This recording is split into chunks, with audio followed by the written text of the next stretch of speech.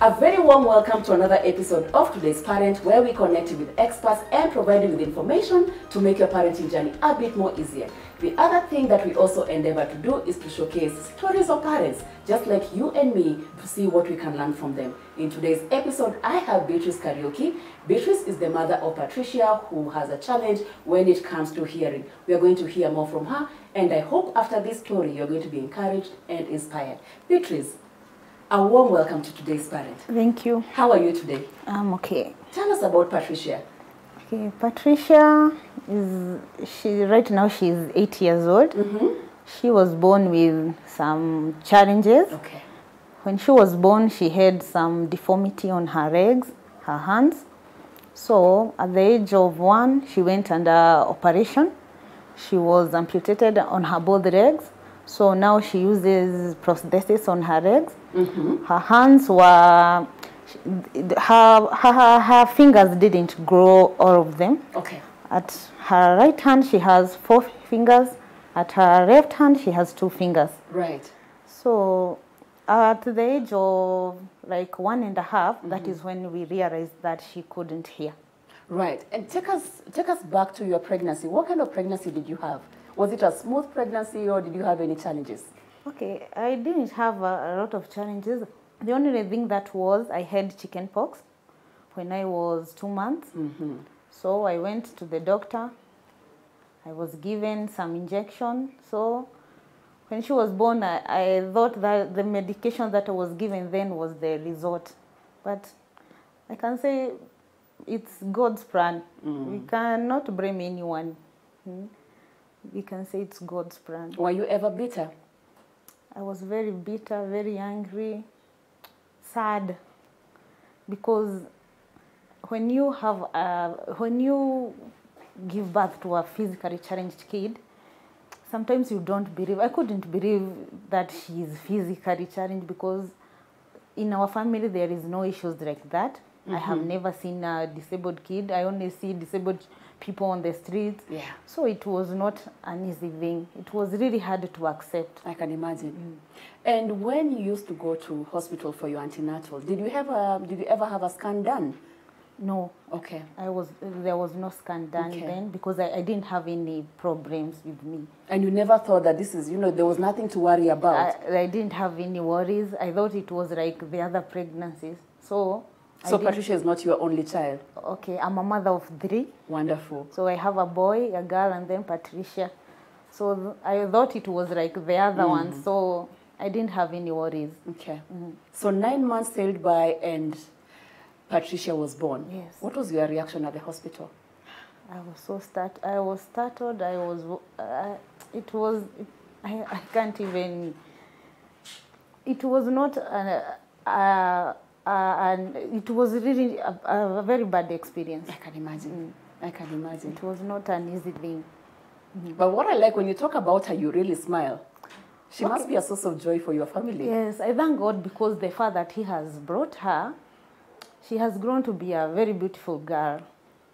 I thank God, because even when she's attending school, she's a very bright kid. He is just like a normal kid. That's how we have raised her. All right, let's just go back to she has been born, and the early years for her, with her deformed hands and the problem with her legs. At what age was she amputated? At the age of 1 year. 1 year? Yes. So both legs were cut off? Yes, I took her to Kijabe. When I gave birth to her, we waited for 1 week. We were advised that Kijabe is the best for bones. So that is where we took her at 1 week, when she 1 week old. We were told to come back when she is 1 year. That is when she will undergo that operation. So you went to Kijabe, then you were told to go back after a year? Yes. So of course you went back after 1 year. After 1 year. Yes. How long did she stay in the hospital for after the amputation? Okay, we stayed like 2 weeks. 2 weeks? Yes. We stayed there for like 2 weeks. And then we went back home, so we were just going for the dressing. And then, yeah, she got healed very quickly. All right. Yes. So then you mentioned around 1 year, you realized that she had an issue with her hearing. Yes. How did you realize that? Okay, she was about 1.5. That is when I realized that she can't even call you, she can't say anything. So she was not speaking? She was just murmuring, you know. She couldn't say anything. That is when we were advised to take, when I took her to clinic, we were advised to go and see an ENT specialist. That is why when we went to Kenyatta, and we were sent to a test, audiology test. That is when the test said that she cannot hear. Her case was at the last, you know, they count them, there is, her case is profound. Okay. Profound is the last option. Like she cannot, there is no help now. There is no way she can be helped to hear. You know, you're just coming from dealing with the fact that she has been amputated, and then now, a couple of years later, she has a problem with her hearing. Possibly, she will never get to hear. How did you deal with that? It was so hard for me. It was so hard for me. So I can say I got over it through the help of friends and church members. They really helped me, because they would talk to me and tell me this is not the only child who cannot hear. They encouraged me, and that is when the time I came to accept the way she is. Because you know, when you accept your situation, it becomes really easy for you. Absolutely. And you expose her to the world. You don't hide her. You just expose her, and that's why she has grown to be a beautiful girl. And she is loved by many. She has that favor of being loved. That's wonderful. Because she has grown them knowing her. That's how she is. So they don't see it as if it's something that has come now. So they know her from the word go. Beatrice, you know, just speaking of acceptance, you mentioned that you have 2 other children. Yes. How did your children take it? That they have, you know, Patricia who's come along who doesn't look like them? They would ask many questions like, when will her legs grow? When will her fingers grow? When she grow up, will they grow? It was not easy, because at first I couldn't let them see her. Oh. I stayed like 1 week without showing her how exactly she looks. And you can imagine when you come from the hospital, kids are only so excited to see their brother or sister. And you couldn't show Patricia to them. I stayed like 1 week without telling them how she looks, like even showing them. By the time I was bathing her, I would tell them to go and pray, or I will bathe her in the bedroom and close the door. I wouldn't let them see her, because I knew they would ask so many questions, which by that time I was not ready to answer. Did you have a conversation with them before you introduced Patricia to them after that 1 week? Or you just let them see her the way she is and try to explain? I just let them see her, and then they started asking questions. I didn't. So I was answering the one I could, the one I couldn't, I wouldn't answer. All right. I'm just wondering, was Patricia your typical toddler, you know, loud and chaotic? How was she as a toddler? She was not chaotic. Just a gentle baby. Yes. She was just a normal baby. You couldn't even realize there is issues with her. She was just a normal baby. Actually, how was the experience for you, Beatrice, enrolling her in a school? I want to imagine how the conversation between you and you, the parents, and the school teacher went. Did you explain at enrollment that she's deaf? Okay, I took her to the school where her siblings were going. So a normal school? Yes, they knew, because they knew her from when she was born. Yeah. So I told them, I want her to come here instead of staying in the house. So she went, the teacher knew she couldn't hear. Okay. So she could teach her only the ones that she can write. You did mention that she has 4 fingers, 3 fingers? Okay, she has 4 fingers. On the left? On the left, she has 2 fingers. And on the right, she has 4 fingers. Oh, so she's able to write. Yes, That's she wonderful. Can write properly, like That's just wonderful. another normal kid.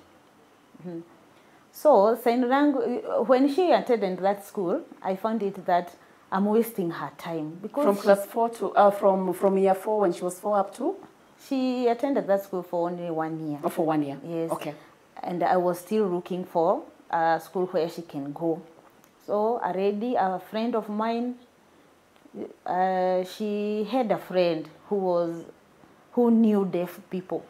So that lady is the one who directed us to the school which we first took her. And when she went to school, it was not easy because, as you know, she's physically challenged. Yeah. So she's a double amputee. Yes, and she cannot.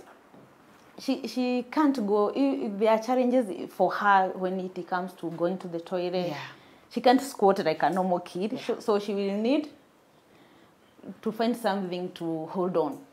And when you take her to a public school, you can imagine the toilet. That must be traumatizing. The first time I went there, I was like, God, why this? And there is no other school near where you can take her. I didn't know another school. Right. So when I took her, I was really down. I didn't know what to do. But unfortunately, the teacher was really helping. She told me there is a toilet which the parents didn't want their kids to use because they refused to pay someone to wash. So I decided to pay someone to wash that toilet so that Patricia can use. So she had her own toilet. So that was like a boss. Yes, she had her own toilet. That's wonderful. She started there. At about 2 years, I found another school. So when she's 2, at class 2 or? When she was, now at deaf, when I took her, it was a public school. Mm-hmm. There is a lot of challenges when it comes to students who are abled differently at public school. They are not treated like other kids. There is a lot of challenges because you would find kids are running at the same classroom. Kids, playgroup, classes, they are the same. So they're not separated? They are not separated. These kids are deaf. They are not like normal kids that teacher would stand in front and teach them. Yeah. The teacher would need to go to every kid and assist. So, in public school, it is really challenging. I can imagine. Ms. Karaoke, when we come back from the break, Beatrice, you're going to share with us more challenges that you have faced and certainly a word of hope to a parent who's watching was a disabled child. Okay. Let's go on the break and then we'll be right back. Okay. In today's episode, we are having a conversation with Beatrice Karaoke, the mom of Patricia, a differently abled child who has issues with hearing, and she's also a double amputee, has gone through so much, but still is a lovely, lovely child. For any parent who's watching, I hope you've been encouraged so far. We are going to take a break right now and we'll be back right after this.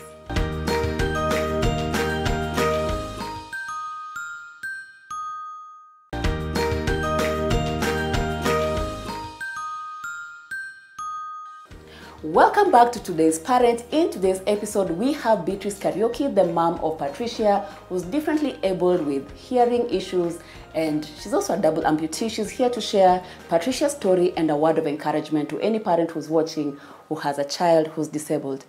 Patricia, we are back from the break, and before we went on the break, we were talking about the challenges that you faced when you tried to enroll Patricia in school. What other challenge did you face? You mentioned about, for her, the toilet, getting a toilet that she could use was an issue. And then she's in class being taught with other abled students. That must have been very tough for her because you're in class and you can barely understand what the teacher is saying. And that must have been frustrating for you as well. Mm-hmm. It is not easy to teach children with deafness. Yeah, I'm sure it is not easy It is not easy because at first they wouldn't even be given homework. We were told that they first need to know how to sign. How can she sign something that she cannot sign something that she doesn't know? No. She needs first to be taught so that she can be able to sign. Absolutely. She stayed there like 2 years, and there was no improvement because I was told she was in standard 1 and she couldn't even write her name properly. Wow. She couldn't even write 1 to 20 properly. So I started looking for another school. That is when I found a private school, Humble Hearts, and I have seen a lot of change. Now she can write her name properly. She can write 1 up to 100. She can copy her homework. That's wonderful. She has improved. That's wonderful. I can say that even though they discourage people to take kids to private school, there is a very big difference. You have seen a very big difference. Schools. Yes. Because in private school, the teacher is concentrating with the kid. Now, so the attention is more for sure. The attention is more. The attention is more. Yes, at the private school. Does she like her school? Yes, she likes her school very much. You know, she loves her teacher. She's called Teacher Irene. She has helped her. I can say she's a great lady. That's wonderful. That's wonderful. For your kids and for your entire family, have you guys had to learn? You did mention you've learned a bit of sign language. For her siblings to communicate with her, how do they do that? Okay, for her siblings, I used to pay for tuitions for them when they cross school. I would pay the teacher and come and teach her. So there is no difficulty in communication. They would even help her in her homework. They talk. They understand each other. Okay. Yes. You did mention now she's 8 years old, right? Yes. How do you discipline her?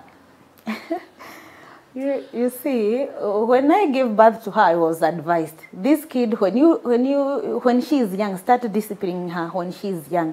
Because when you wait, she will become a very troublesome kid. And I have seen with other kids. So I started earlier. So she knows. she knows when mom is angry. Mom is angry. Yes. There are consequences. Yes. She knows because like there was this time, by that time I couldn't even pinch her. Because I used to feel so much woye for her. Yes. So when we were coming out of school, she loves sugarcane very much. So at that time at the gate of school, there was no that person who sells sugarcane. So we entered the car and I told her we'll buy her at home. When we were going, she saw the one who sells sugarcane with a mkokoteni. She said, they are there. I told her we cannot get out of car to go and buy a sugarcane. She started crying. She cried. Like a proper tantrum. Yes, she cried. Even the people, the one who are with us there, they started asking, is this kid sick? I would tell them, no. I was very angry. So when we went home, I disciplined her accordingly. Oh, wow. And from that time, she has never repeated that again. She knows. When mom is serious, she's serious. She's serious. Do you get the other siblings telling you sometimes that they find that you give her more attention, or they totally understand? No, because I've raised them equally. My kids they know they are equal. That's good. That's good. Yes. Beatrice, what struggles have you faced as a parent to Patricia? You know, having a child who's disabled. How has that been for you? It was not easy. When you give birth to a disabled kid, some friends will leave you. When you go out with her, everyone would want to stay there staring at her like she's something else. Okay, it has not been easy when you cannot even leave her with someone. You cannot even employ a house girl. That has been a challenge for you? Yeah, it has been a challenge because I had a business. I had to close it so that I can take care of her. So it's not easy bringing up a physically challenged kid. But now that she has gone to school, have you gone back to, she's gone to school, have you gone back to your business? I've not gone yet, but I'm doing some cakes in the house. That's so wonderful. I'm not staying idle. But you see, where she's attending school right now, it's a little bit far. Okay. You have to take like 2 cars to reach there. So you can't employ a girl and stay. She can't go that far. She would go only for 1 day and then she'll tell you she's tired. She can't do it anymore. So I've dedicated my whole self to taking care of her. God bless I take her in the morning. I go for her in the evening. Yeah, that's what I do because that's what God gave me. Absolutely. Yes. And she sounds like a wonderful child. She is. She sounds like a wonderful child. You mentioned that when you're with her, there are people who stare, and then the stigma of losing friends. Any other challenges that you have faced? I can imagine also financially, it's not easy on your family. Okay, especially financially, it's not easy because, you know, she's wearing prostheses. Prostheses are really expensive. We started at Kijabi, but you see, God knew her when she created her, and she has that favor. It's when she was fitting her that prosthesis, we were advised to go to APDK. There is a workshop APDK? There at the offices of people living with disability at restaurants. Right. So we were advised that there is a workshop there called Jaipur Foot, and they give food freely. So that's where we go. Was it true? Yes. From that time, that's where we go. Wow. They don't charge. So at every stage when she outgrows her prosthesis, she gets new ones for absolutely free? Yes. Even when you want repairs, you just go for free. Wow. Yes, they give you. I think this is information that a lot of parents are not aware of. Are there a lot of people there when you go? Do you find a lot of people? You go, you first call to be given an appointment. There are a lot of people there. Okay. They come from far. You would find someone coming from Kakamega, coming from Machakos. Right. Yes, there are a lot of people there. Does she struggle to work with prosthesis, or now it's become a natural thing for her? No, even when you see her, you can't realize that she's wearing anything because she has grown with them. Now, you can't know. Yes. Beatrice, for a parent who's watching right now feeling discouraged, what word of advice can you give them? I would tell them to love their kids because these kids are gifts. And you don't know if God has given you to test you. So just bring up your kid with a lot of love. Because when you love them, they will grow loving themselves. But when you show them that they are not like normal kids, they will not accept, even themselves, they will not accept themselves. Mm-hmm. But when you start loving your kid from when she's young, mm-hmm. she will grow up loving herself. Because like my daughter, she can't realize she's disabled. She finds she knows she's just like the others. When you go to buy clothes, you buy for all of them. So she grows loving herself. So when you have a kid with a disability, expose her even to the society. Right. Because when she grows knowing that everybody knows me, she will not deny herself. She will grow accepting herself. That's wonderful. And that is good. That's wonderful. That will be a very good thing. The kid. Yes. How about independence? How have you raised her? Just going back a bit, how have you raised her to be, independent? Like I've said, it's good to bring her up like just a just like kid. The rest. When she wants to go out and pray, she goes. You don't just go and sit here and watch her what she's doing. She goes and come back. She's just like a normal kid. Mm-hmm. Yes. Okay. Yes. The resources that have been very helpful to you when it comes to, handling Patricia's hearing issues, what resources have you tapped into? Are you part of Kenya Society of the Deaf? Do you have like a mama's group that you are part of for, just for support? Okay. What kind of support do you have? I don't have any support, but for now, there was these groups that started at Gertrude's. It's called The Hub. There was a competition there at the month of September. Mm-hmm. That is when I joined that group. Right. And that is the reason why I'm here. Because if I was not in that group, I couldn't be here. So The Hub, I thank them. And I also thank the one who started that group. Because we are really encouraged. What's the name of the group? The Hub. It's called The Hub? The Hub. It's called The Hub, right? The Sign Language Hub, yes. Or the Sign Language Hub. At the Gertrude's Hospital, Children's Hospital. Okay. Yes. Membership is free?